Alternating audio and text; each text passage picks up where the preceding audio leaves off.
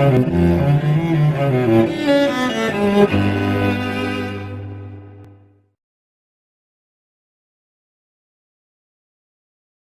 feel like you don't matter, feel like your life doesn't matter, get involved. Tēnā anō koe. Kia ora. Look, you raise a really large number of issues in this briefing, so I'm just going to address a few of them, and I'm sure my fellow panel members will also have questions. I want to pick up on the point you made about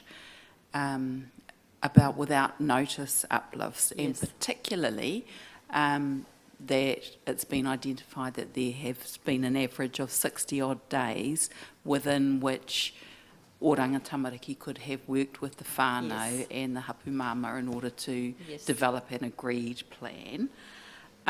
So, to the best of your knowledge, why has that not happened? Why has the preference been for without notice rather than working up an agreed plan?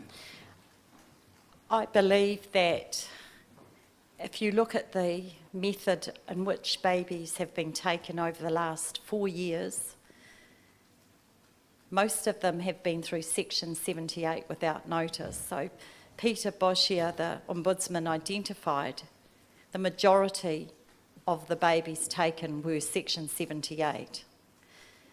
Under that Section 78 ruling, it requires, before the baby can be taken, a family group conference to have occurred. This was never carried out in the same report. Over 60% of those families didn't have a family group conference prior to the baby being taken. So I guess what I'm asking is like the next step from that, and that's you work with Oranga Tamariki social workers. You know, professionally engage with them. No, I don't. No, I don't. I don't work with them at all. I've never had a relationship with Oranga Tamariki social workers, but what I do understand is that many of the babies, it's easier for them to simply go in at the last minute and take a baby if they're already decided on their own that the baby will be taken. There is little a family or whānau can do to prevent it from happening.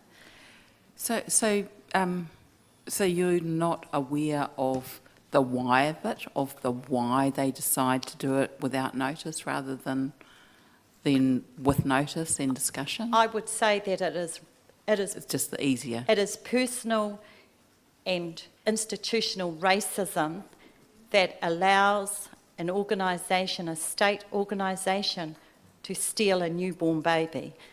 The reason why they do it is because it is insidiously embedded in the behaviour of institutions like Oranga Tamariki and government departments, which insist on maintaining what they believe is the way to do it. We as Maori suffer their one-size mentality. So there is no reason why they have been given permission to do what they do, and nobody has ever challenged them before. It has become embedded in practice and normalised. It is their normal way of doing things. Okay. In terms, another matter that you raise is about when a mama is deemed safe to have her child, then the challenges about the earlier children that have been taken, and the fundamental question of if she's safe for one, why not for the others? Yes. So how does that, at a very practical level, do you know what the mama who is keeping the baby, what practically she does in trying to get back the children that have subsequently been taken? So generally what happens is that when she's pregnant, when she's hapu, and she is having a subsequent child, which is a child, the previous ones have been taken. She's given a list of concerns by Oranga Tamariki of why she shouldn't have her newborn. And so it's a matter of the midwife or support people to work through those matters of concern to mitigate risk for the baby. Having proved she's safe to keep the baby, she will then be allowed to keep the newborn.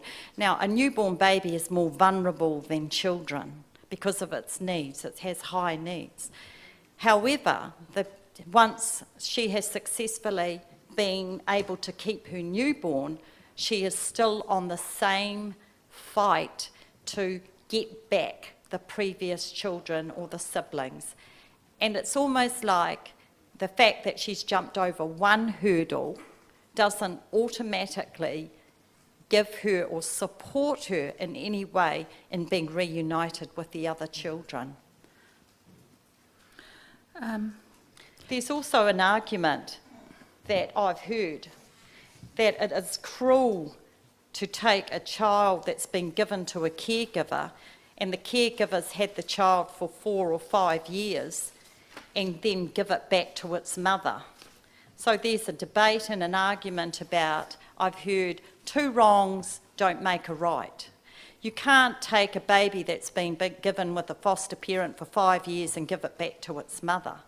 And I think, well, how does that work? You can take a baby off its mother and give it to a foster parent, but then you can't give it back to its mother.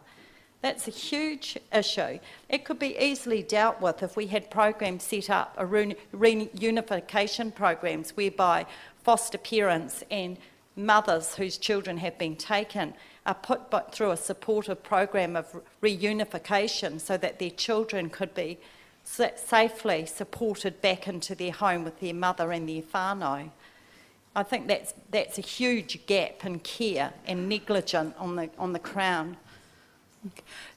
Also sticking with the with subsequent children, so you would have heard before the election the Labour Party policy announcement about the intention to repeal the subsequent children provisions.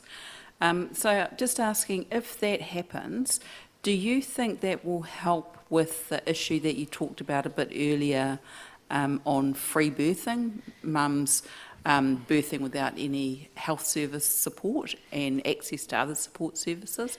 Like, do you think that that would allay some of their worries about accessing services? No, I don't believe so. I believe that we're at a critical point in time where Māori have lost all trust, faith and confidence in the Crown to support us, and I believe that Māori would see it as another means by which they have been hoodwinked. I don't believe we're going to get buy-in. I think that until we have a state where Māori feel safe to engage in Crown entities and to engage safely, we're not going to get them buying into any promises. We have been promised since Hone Heke took his 1863 mandated form to Parliament and asked for constitutional change.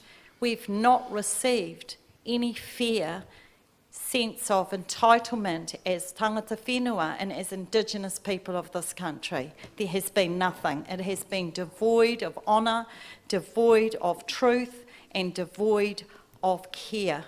There has been nothing that our family and whānau can be happy about.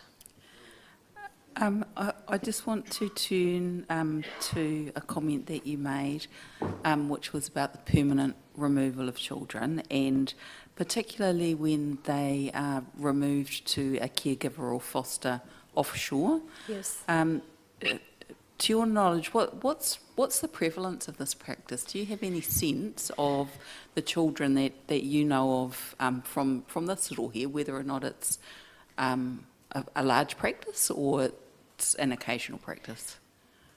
What we have is a lack of transparency. So any guessing at the numbers missing, the numbers taken, the numbers adopted and removed from this country by overseas can only be guessed at. while Oranga Tamariki and Crown entities fail to maintain the data that matters for our tamariki, we can only guess. It costs $100,000 in America to register to adopt a child. Any person in America can come to New Zealand and seek residence here. If you were to register, and there are sites on the internet where you can register as a caregiver and do the training and be registered with Oranga Tamariki as a foster parent. Having received a baby, you only have to sit out 12 months to apply for permanent in-home care. Once you have achieved your 12 months, you can apply for adoption once you have kept the baby for 18 months to 2 years, and it requires only that you have a letter of support from a social worker. It is an area that is unknown. It requires ongoing an inquiry into, and although it is known that there are children have been adopted and taken out of this country, and there are many, there is little said or done about it. If we were to have one white, blonde, blue-eyed, little white Pākehā kid go missing, this country would be in uproar. But we can have hundreds of little brown children go missing, and people say, oh well, it's in the best need of those children. They'll be better off. I think it's an area that we have failed to respond to adequately.